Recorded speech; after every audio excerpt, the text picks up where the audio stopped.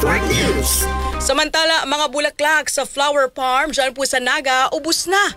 Mga imported na bulaklak galing ng Baguio to the rescue ngayong Undas 2025. Ang kasama natin sa balitang yan live, si Radyoman Kevin Alba ng RMN Naga. Ala-ala 2025 RMN News Special Coverage. Ubos na ang mga bulaklak sa flower farm sa barangay Paco, lungsod ng Naga isang araw bago ang Undas.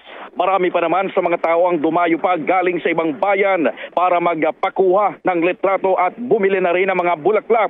Isa rito si May Corod na galing pa sa Bagong Bayan Sur ng kaparehong lungsod kung saan magpapapicture sana siya sa viral na flower farm. Ngunit nalungkot siya nang makita na halos wala ng tanim na bulaklak.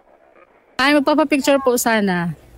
Kaso, wala na po. Naubos na. Ubus. So, ano ang pakiramdam natin? Sad po. Sad. Medyo sad po na exciting sana. Kaso, wala na mapapapicturean. Compose sana yun, sa Facebook? Kaya nga po, sir.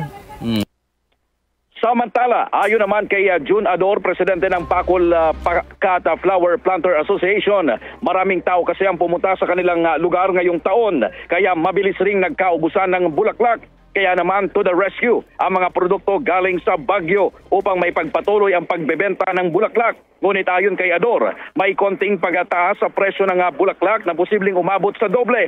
Aabot naman sa 300 hanggang 800 pesos ang bintahan ng bulaklak. Depende sa disenyo nito. Bulaklak, kaya yung pong mga local flower namin ay ubos na po, halos wala na.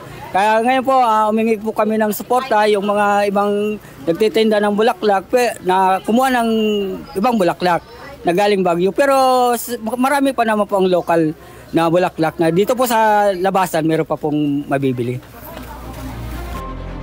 Kasama mo mula dito sa RMN DWNX Naga para sa Ala-Ala 2025 Special Coverage. Radyoman Kevin Alba, Tatak. RMN Ala-Ala 2025 RMN News Special Coverage.